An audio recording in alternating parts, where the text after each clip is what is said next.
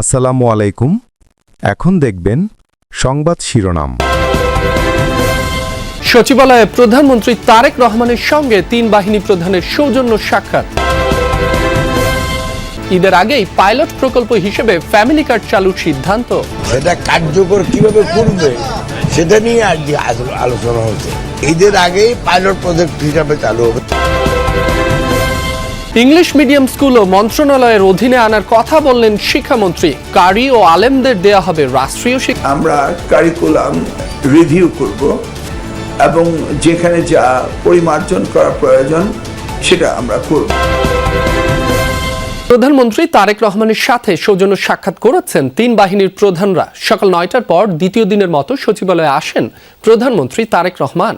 সকাল 10:30টায় তার সঙ্গে দেখা করতে আসেন সেনাবাহিনী প্রধান জেনারেল ওয়াকারুজ্জামান, নৌবাহিনীর প্রধান অ্যাডমিরাল এম নাজমুল হাসান ও বিমান বাহিনীর প্রধান air chief marshal Hasan Mahmud Khan. এরপর এনএসআই ও ডিজিএফআই এর মহাপরিচালকগণ পৃথকভাবে প্রধানমন্ত্রীর সাথে সৌজন্য সাক্ষাৎ করেন। বেলা 11:30টার পর ফ্যামিলি কার্ড চালু করার লক্ষ্যে কর্মপরিকল্পনা চূড়ান্তকরণ সংক্রান্ত আন্তঃমন্ত্রণালয় সভায় যোগ দেন প্রধানমন্ত্রী তারেক রহমান। সেখানে ঈদের আগেই পাইলট প্রকল্প হিসেবে ফ্যামিলি কার্ড চালু করার সিদ্ধান্ত নেওয়া হয়। বৈঠক শেষে প্রধানমন্ত্রীর বন ও পরিবেশ মন্ত্রী আব্দুল আওয়াল মিন্টু এ কথা জানান। খাদ্য, মৎস্য ও কৃষি মন্ত্রণালয়ের মন্ত্রী মোহাম্মদ আমিনুর রশিদ জানান, এই প্রকল্পের জন্য বেশ কিছু জেলা এবং উপজেলা চিহ্নিত করা হয়েছে। প্রথমে হতদরিদ্র পরিবারকে এই সুবিধা দেওয়া হবে, পর্যায়ক্রমে বাড়ানো হবে এর আওতা। এদিকে দুপুরে তারেক রহমান আবারও বসবেন আন্তঃমন্ত্রণালয় সভায়। সেখানে 5 বছরে 25 কোটি বৃক্ষরোপণ এবং জাতীয় পর্যায়ে নদী, খাল, জলাধার খনন ও পুনর্খনন কর্মসূচি নিয়ে আলোচনা করবেন তিনি। একটা কমিটি করা হয়েছে, হয়তো শুরু করবে হত দরিদ্র থেকে আরম্ভ করে তারপরে দরিদ্র, তারপরে মধ্যবিত্ত, এইভাবে যাবে। ঈদের আগেই পাইলট প্রজেক্ট হিসাবে চালু হবে। বিশেষ করে মহিলা যারা আছে এদের ক্যাশ টাকাটা তাদের পরিবারের জন্য অনেক গুরুত্ব বহন করে, বিশেষ করে হত দরিদ্র মহিলা। এই কারণে আমরা এই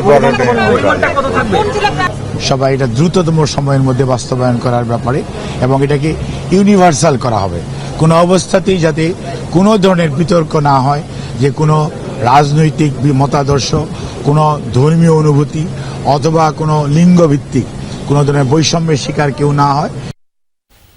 কোনো দুর্নীতি হওয়া উচিত না এবং সেটা হতে দেয়া হবে না বলে জানালেন শিক্ষামন্ত্রী আ.ন.ম এহসানুল হক মিলন।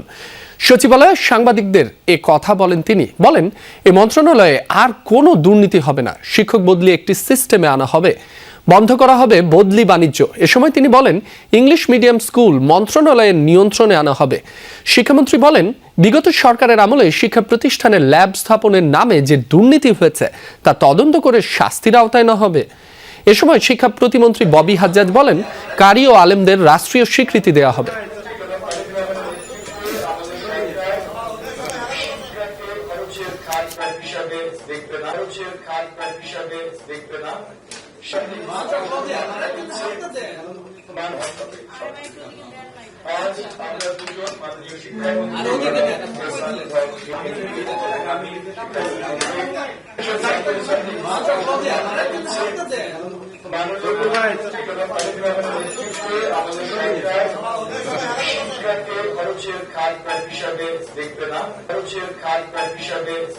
এমন অ্যাপস করব যেখান থেকে বদলির সম্ভাবনা কার কোথায় কিভাবে হতে পারে তদবিরবিহীন এবং তাদের রেজাল্টের উপর বেসড করে এই ধরনের একটা প্রস্তুতি আমার রয়েছে।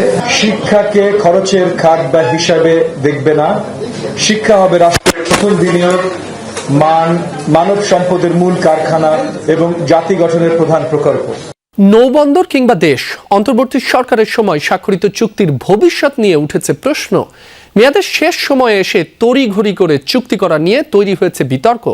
চট্টগ্রামের লালদিয়া, ঢাকার পানগাঁও বন্দর এবং যুক্তরাষ্ট্রের সঙ্গে বাণিজ্য চুক্তি করা নিয়েই আলোচনা সমালোচনা। বিশ্লেষকরা বলছেন, প্রথমে চুক্তির আদ্যপান্ত উন্মুক্ত করা দরকার। অন্যদিকে সংসদের সব বিষয় নিয়ে আলোচনা প্রয়োজন। ব্যবসা বাণিজ্যে সুবিধা হয় এমন চুক্তির পক্ষে ব্যবসায়ী সমাজ।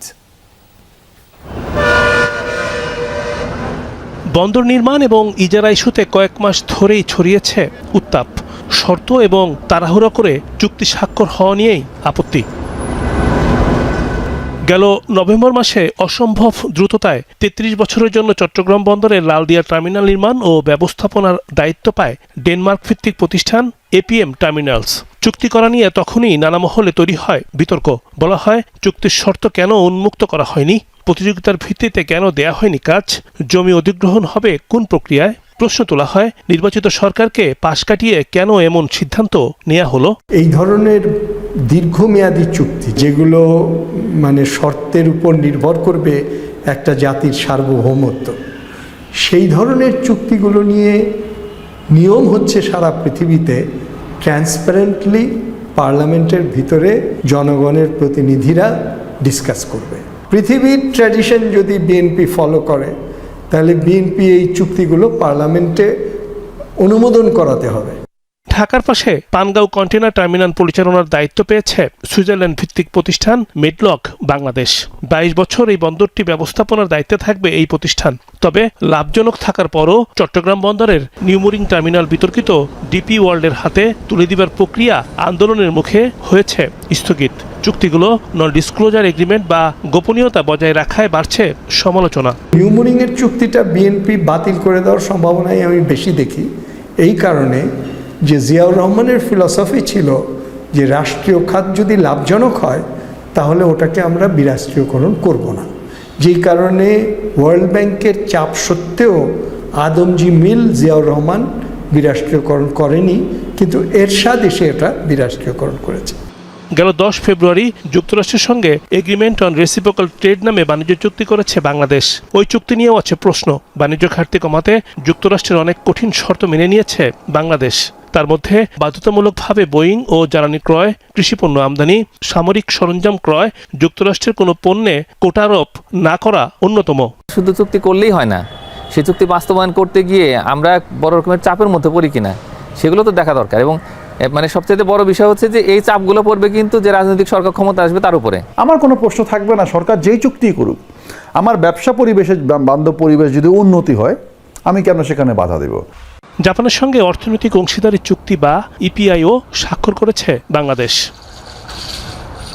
অর্থনীতিতে নানামুখী চাপ থাকায় ঝুঁকিতে পড়তে পারে সরকারের প্রতিশ্রুতি বাস্তবায়ন। এজন্য শুরু থেকে দিক নির্দেশনা দেওয়ার তাগিদ দিয়েছেন সিপিডির অতিরিক্ত গবেষণা পরিচালক তৌফিকুল ইসলাম খান।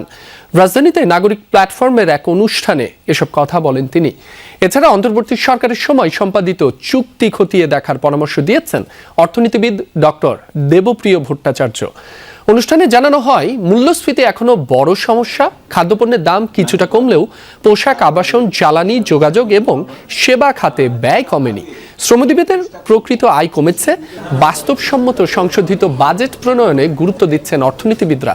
বলেন এতে ঋণের চাপ এবং আর্থিক ঝুঁকির চিত্র স্পষ্ট হবে। সভায় বিনিয়োগের পরিস্থিতি নিয়ে উদ্বেগ প্রকাশ করা হয়। বেসরকারি বিনিয়োগ নেমে এসেছে জিডিপির 22.5%, যা গত এক দশকের মধ্যে সর্বনিম্ন। উৎপাদন খাতের গতি কমে যাওয়ায় সামগ্রিক প্রবৃদ্ধি 4% আটকে আছে। এর প্রভাব পড়েছে কর্মসংস্থানে। রাজস্ব ও ব্যয়ের দিক থেকেও সরকারের অবস্থান সংকুচিত হচ্ছে। ঋণ পরিশোধের চাপ দ্রুত বাড়ছে, কমাতে হচ্ছে উন্নয়ন ব্যয়।